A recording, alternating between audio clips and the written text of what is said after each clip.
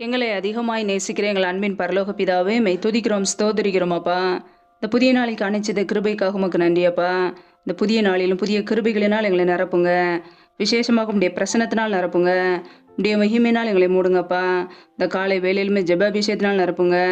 அதிகாலையில எழுந்து தேவ சமத்திலே காத்திருக்க கிருபதாங்கப்பா.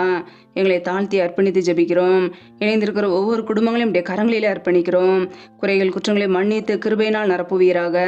தலைமுறை சாபங்கள் எல்லாம் இயேசு கிறிஸ்துவின் நாமத்தினால இப்பொழுதே நீங்கி போகட்டும். இந்த நாளுக்குரிய சகல ஆசீர்வாதத்தினாலும் நன்மையினாலும் எங்களை நிரப்புங்கப்பா. இந்த புதிய நாளிலும் பரிசுத்த ஆவியினால் நிரப்புங்க.